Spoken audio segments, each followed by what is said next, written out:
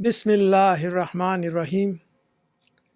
I welcome you to this series on history, science, and faith in Islam. In the last session, we covered the period of Uthman radiallahu anhu. Inshallah, today's session is about the life and times of Ali radiallahu anhu. Ali radiallahu anhu understood that the assassination of Uthman radiallahu anhu was a symptom of a deeper malaise, a deeper disease. The gold of Persia had created a powerful whirlwind in which the Islamic body politic was caught up. Some of this wealth had found its way to the provincial capitals where it financed an opulent lifestyle. Those who had become accustomed to this lifestyle were reluctant to change and revert to the simplicity enjoined by the Prophet ﷺ. Ali radiallahu anhu's first priority was to establish order. He desired to achieve it in such a manner that the disease itself would be cured. Realizing that any reform must start from the top, Ali radiallahu anhu demanded the resignation of the provincial governors. As we shall see, this proved to be a fateful decision. Some of the governors obliged, others refused as an open declaration of rebellion. Notable amongst the latter were Muawiyah bin Abu Sufyan, the Umayyad governor of Syria. Faith and wealth are two of the most important engines of history. We see for the first time after the assassination of Uthman radiallahu anhu the opposing poles of these two elements. Wealth is like a wild horse. When it is tamed, it moves with grace and gives power to the rider. Untamed, it destroys itself and the rider alike. Faith is the harness that tames wealth. Without the discipline that comes with faith, wealth leads to greed and destroys all that builds a civilization. What was needed after the conquest of Persia was the firmness and decisiveness of someone like Omar radiallahu anhu. The shy and retiring nature of the third Khalifa Uthman radiallahu anhu was a recipe for disaster. In the latter half of the Khilafat of Uthman radiallahu anhu, we see how the newfound wealth bred corruption and nepotism, threatening to destroy the very faith that had enabled the Muslims to win the wealth in the first place. Faith and greed were locked in mortal combat. Against this background, the assassination of Uthman radiallahu anhu was an event that provided fuel for the combatants. Ali radiallahu anhu's priority was to establish order. But many of the companions desired to settle the issue of Uthman radiallahu anhu's assassination as the first priority. They demanded qisas, which is the apprehension and due punishment for the assassins as prescribed by the Quran. To them, retribution had to take precedence over order. So shocked was the Islamic community at the assassination of Uthman radiallahu anhu that no less a person than Aisha bint Abu Bakr radiallahu anha, wife of the Prophet sallallahu alaihi wasallam, took up the issue of qisas. Notable companions like Talha and Zubair joined the fray. In the year 656, Aisha radiallahu anha set out from Makkah towards Basra, which is in Iraq, with a force of 3,000 men. This was a grave moment indeed. Here was Mu'mineen herself, marching forth to capture and punish the assassins of Uthman radiallahu anhu, and in the process undermining the authority of the Khilafat. A sense of sadness and helplessness overtook the Meccan community. Some joined the fray. A large number sensed the gravity of the situation and stayed neutral.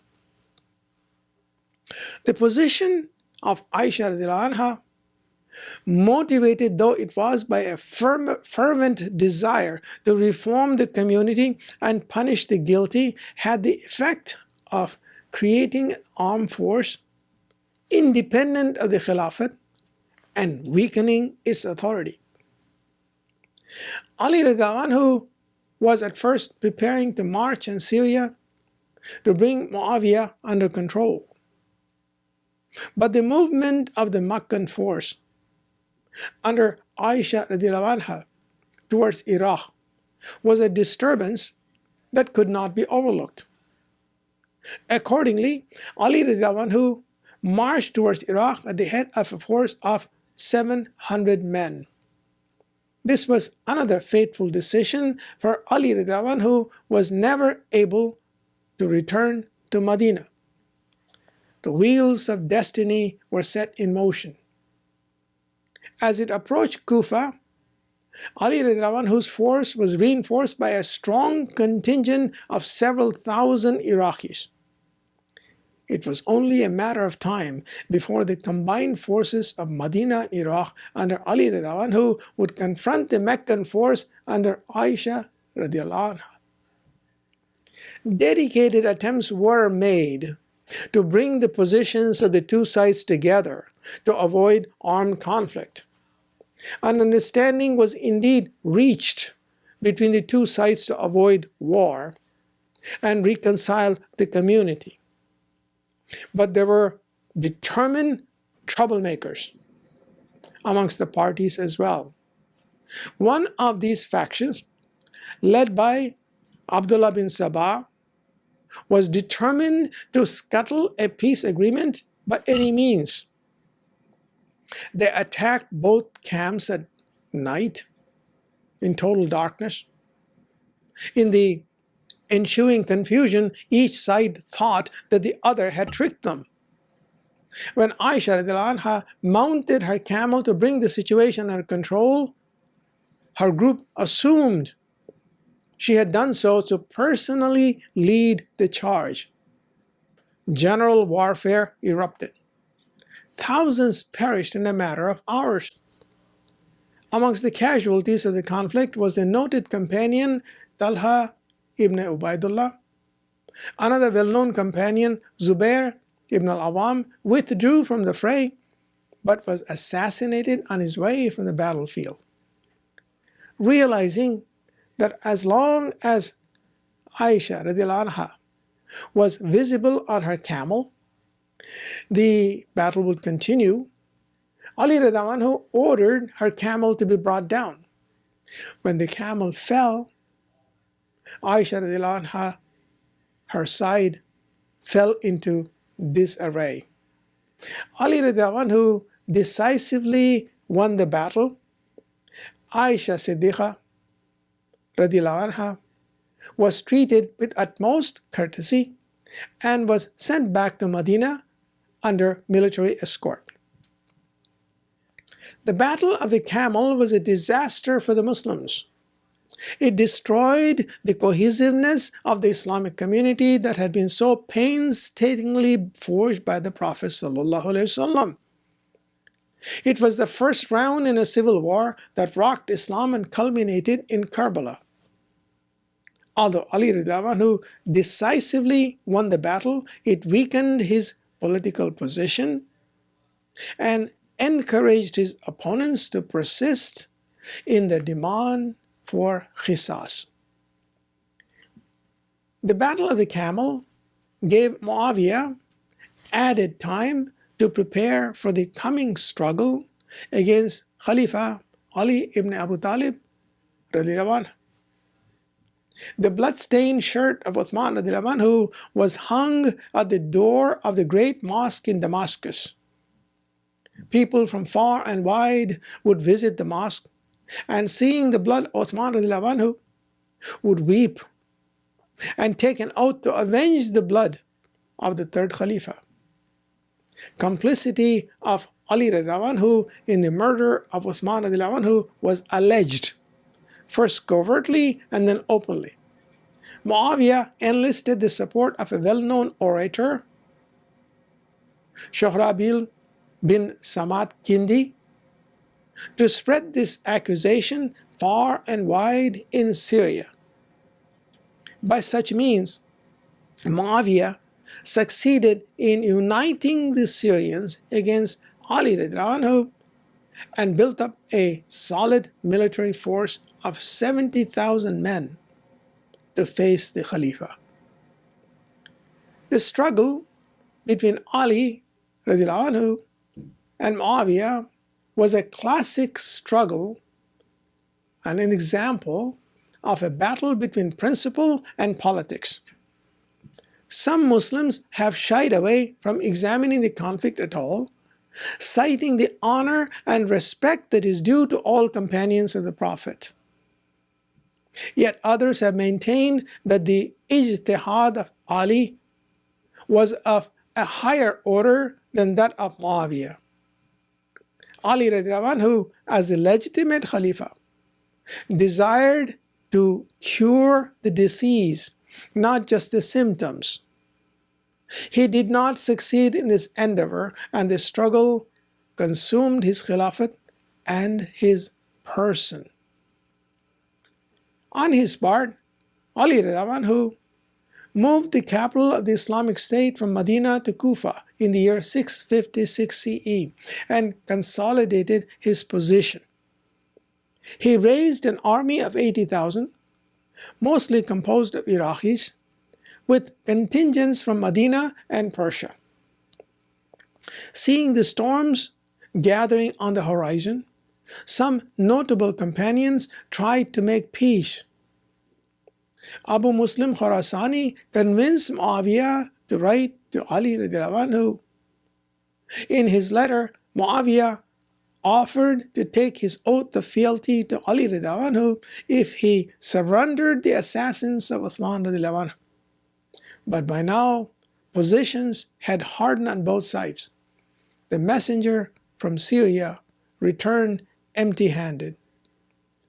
Muawiyah, with his Syrian army, was the first to move towards Iraq and occupy the waters of the Euphrates near the plains of Siffin. When the army of Ali radiallahu anhu arrived at the scene, they were denied water. Ali radiallahu anhu promptly ordered the Syrians to be expelled and to control the water resources. The Battle of Siffin had begun. It was one of the bloodiest battles of the age. For 3 months, the Syrians and the Iraqis went at each other with full fury, convinced that their respective positions were correct. Over 40,000 people lost their lives. So great was the bloodbath that many on both sides wondered aloud if the Muslims would survive if this carnage were to continue. For a long time, the battle was a stalemate with neither side gaining a decisive advantage. But on the night of Laylatul Harir, which means the night of the battle, The supporters of Ali who attacked with such determination and force that the Syrians realized they were on the verge of defeat. It was here that Muawiyah played one more ruse. Upon the advice of Amr bin al-As, to whom Muawiyah had promised the governorship of Egypt, the Syrians hoisted copies of the Quran on their lances and declared that they would accept the hakam, which is the arbitration of the Quran between the contesting parties. Ali who saw through this ruse but was helpless in the face of the determined demand from both sides. This was one more of the fateful decisions for Khalifa Ali. The acceptance of arbitration established Muawiyah as a legitimate contender for power with Ali. The two sides established a tribunal of two persons, one from each party, to decide between Muawiyah and Ali. Abu Musa Ash'ari, a pious elderly companion of the Prophet ﷺ, was selected to represent Ali. Omar bin al-As, an avowed partisan, was the representative for Muawiyah. It was at this juncture that a group from Ali's army walked away. They were called the Al-Khawarij, those who walked away, also called Kharijites. The Kharijites were furious because in their view, Khalifa Ali ibn Abu Talib had committed shirk by accepting the arbitration of men as opposed to the hakam, namely the arbitration of the Quran. And unless he repented, they vowed to oppose Ali. This was a classic illustration of how the transcendence of divine revelation is compromised when people of limited understanding apply it in mundane affairs. The Kharijites juxtaposed two ayahs from the Quran and extracted a justification for their ruthless activities. This was one more of the fateful decisions for Khalifa Ali radiallahu anhu. The acceptance of arbitration established Muawiyah as a legitimate contender for power with Ali radiallahu anhu. The two sides established a tribunal of two persons, one from each party, to decide between Muawiyah and Ali radiallahu anhu. Abu Musa Ash'ari, a pious elderly companion of the Prophet, was selected to represent Ali radiallahu anhu. Amr bin al-As, an avowed partisan, was the representative for Muawiyah. It was at this juncture that a group from Ali radiallahu anhu's army walked away. They were called the Al-Khawarij, meaning those who walked away, also called the Kharijites. The Kharijites were furious because in their view, Khalifa Ali ibn Abu Talib had committed shirk by accepting the arbitration of men as opposed to the hakam, namely the arbitration of the Quran. And unless he repented, they vowed to oppose Ali radiallahu anhu. These are not easy matters to discuss, but they're discussed here because they're important to understand the flow of Islamic history and the origin of so much turbulence that has characterized Islamic history.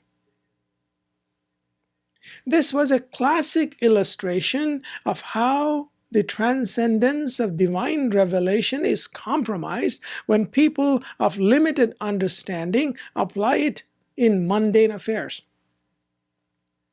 The Kharijites juxtaposed two ayahs from the Quran and extracted a justification for their ruthless activities.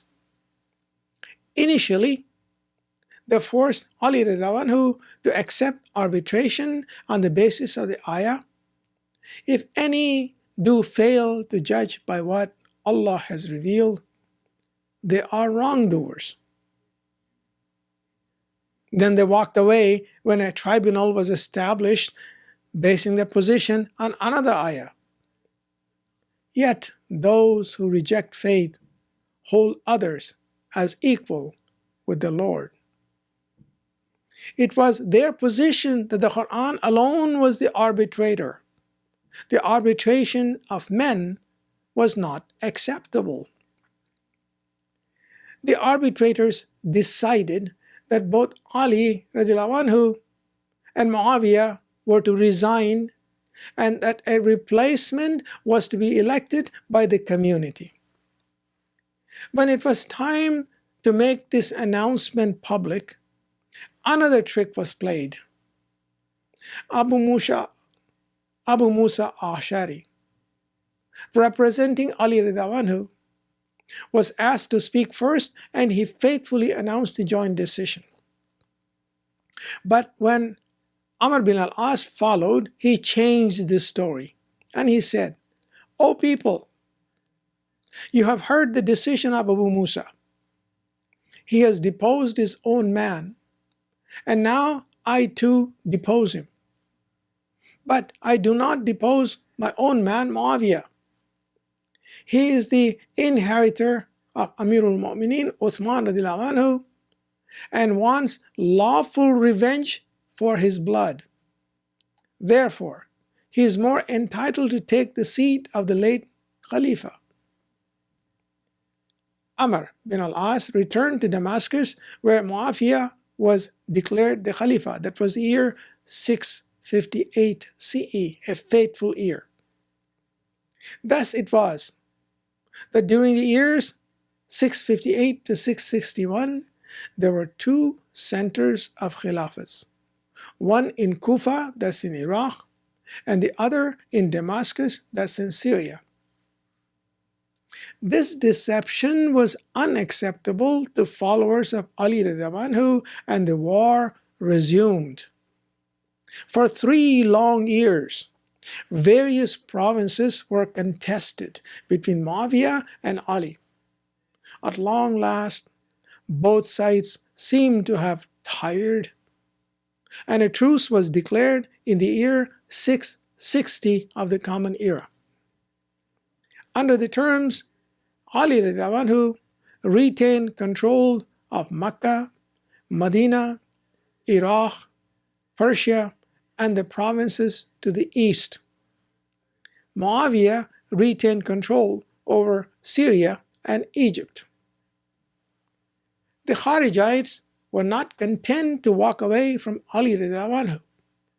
They sought to alter the status quo through assassination, murder, and mayhem, and resolved to simultaneously assassinate Ali radiallahu anhu, Muawiyah, and Amr bin al-As, blaming these three for the civil wars. As fate would have it, the assassination of Ali radiallahu anhu was successful. Muawiyah escaped with a minor wound. Amr bin al-As did not show up for prayer on the day he was to be assassinated, and his designee was killed in his place.